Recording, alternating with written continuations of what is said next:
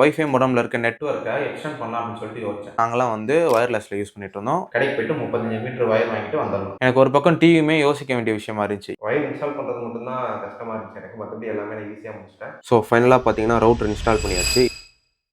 கம்ப்யூட்டரும் TV வச்சிருக்கவங்க எல்லாருமே இந்த ப்ராப்ளம் தான் ஃபேஸ் பண்ணுவாங்க போல. அப்படி என்ன ப்ராப்ளம் நான் ஃபேஸ் பண்ணேன்னு பார்த்தீங்கன்னா, வைஃபை நெட்வொர்க் தான். என்னோட வைஃபை மோடம் பார்த்தீங்கன்னா ஹால்ல இருக்கு. ஹால்ல எதுக்கு வச்சிருக்கேன் அப்படின்னு பார்த்தீங்கன்னா, நான் ஸ்மார்ட் டிவி யூஸ் பண்றதுனால அதுக்கு இன்டர்நெட் தேவைப்படும் அப்படின்றதுனால நான் என்ன பண்ணிட்டேன் அப்படின்னா, மோடம்லேருந்து டிவிக்கு வந்து ஈத்தர்நெட் கேபிள் மூலியமா நெட்வொர்க் ஷேர் பண்ணிட்டு நாங்களாம் வந்து வயர்லெஸ்ல யூஸ் பண்ணிட்டு இருந்தோம். டிவிக்கு மட்டும் வயர்ல போயிருந்துச்சு. நான் கம்ப்யூட்டர் வாங்கிட்டேன் அப்படின்றதுனால நான் வயர்லெஸ் நெட்வொர்க் யூஸ் பண்ணிட்டு இருக்கும்போது எனக்கு டவுன்லோட் ஸ்பீடுமே சரி, அப்லோட் ஸ்பீடுமே சரி ரொம்பவே ஸ்லோவாக ஆரம்பிச்சிருச்சு. ஸோ வயர்டு நெட்வொர்க் இருந்தால் நல்லா இருக்கும் அப்படின்னு யோசிச்சு நான் அந்த மோடம் இங்கே கொண்டு வரலாம் அப்படின்னு சொல்லிட்டு யோசிச்சப்போ எனக்கு ஒரு பக்கம் டிவியுமே யோசிக்க வேண்டிய விஷயமா இருந்துச்சு. ஏன்னு பார்த்தீங்கன்னா, டிவியுமே ஈத்தர்நெட் போர்ட்ல கனெக்ட் பண்றதுனால அடிக்கடி எங்க வீட்ல யூடியூப் பார்ப்பாங்க, டிஸ்னி பிளஸ் ஹாட்ஸ்டார் பார்ப்பாங்க, பிரைம், நெட்ஃபிளிக்ஸ் எல்லாமே பார்ப்பாங்க அப்படின்றதுனால என்ன பண்ணலாம்னு யோசிச்சிட்டு இருக்கப்போ வைஃபை மோடம்ல இருக்க நெட்வொர்க்கை எக்ஸ்டெண்ட் பண்ணலாம் அப்படின்னு சொல்லிட்டு யோசிச்சேன்.